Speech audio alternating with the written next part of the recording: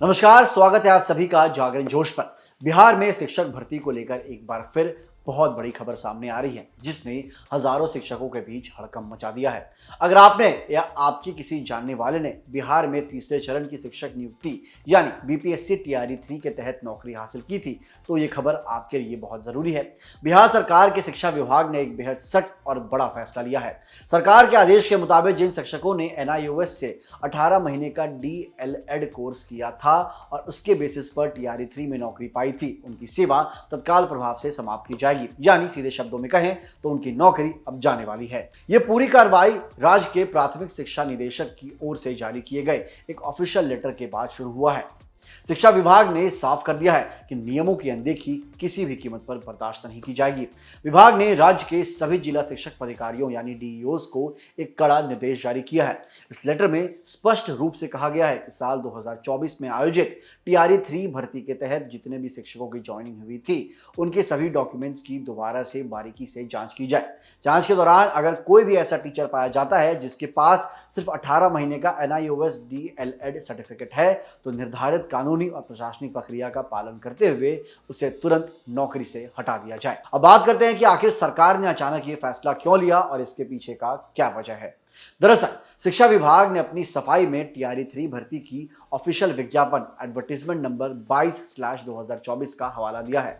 इस विज्ञापन की कंडिका 2B4 में पहले से ही ये साफ साफ लिखा हुआ था कि शिक्षा विभाग के 7 दिसंबर 2023 को जारी आदेश के आलोक में एनआईएस द्वारा दिए गए 18 महीने का डीएलएड कोर्स विद्यालय अध्यापक के पद पर नियुक्त के लिए मान्य या वैलिड नहीं होगा।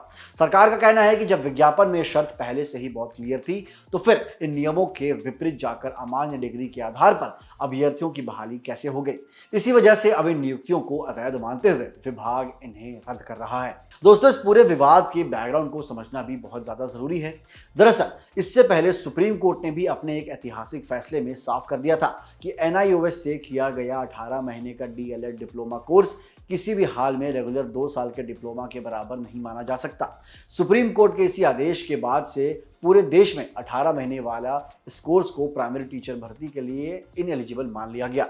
बिहार लोक सेवा आयोग यानी बीपीएससी ने जुलाई 2024 में लगभग 87,000 पदों के लिए टीआरई 3 पर यह परीक्षा आयोजित की थी, जिसके बाद प्राथमिक, मध्य और उच्च माध्यमिक स्कूलों में शिक्षकों की भर्ती हुई थी। लेकिन अब इस नए वेरिफिकेशन ऑर्डर के बाद उन सभी शिक्षकों पर गाज गिरने वाली है जिन्होंने इस अमान्य डिग्री का इस्तेमाल कर नौकरी पाई। सरकार का यह आदेश जारी होते ही पूरे बिहार के सभी जिलों में हड़कंप मच गया है और ग्राउंड लेवल पर एक्शन भी तेज हो गया है। उदाहरण के लिए मुंगेर जैसे जिले में डीईओ ने स्थापना शाखा से महज 2 दिनों के भीतर ऐसे सभी शिक्षकों की पूरी लिस्ट मांगी है ताकि उनकी सेवा समाप्त की जा सके। हालांकि अभी तक शिक्षा विभाग की तरफ से कोई ऑफिशियल डेटा जारी नहीं किया गया है कि कुल कितने शिक्षकों की नौकरी जाएगी, लेकिन विभागीय सूत्रों और मीडिया रिपोर्ट्स के मुताबिक ये संख्या लगभग 3,000 के आसपास हो सकती है।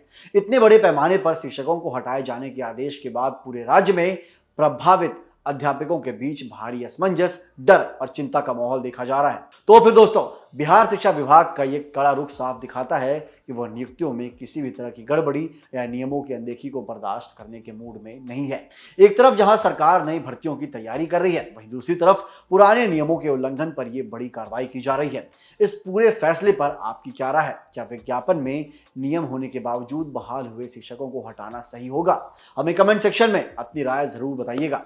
बिहार शिक्षा भर्ती और शिक्षा जगत से जुड़ी हर छोटी बड़ी खबर के लिए जुड़े रहिए हमारे चैनल जागरण जोश के साथ। मिलते हैं अगली वीडियो में। जय हिंद।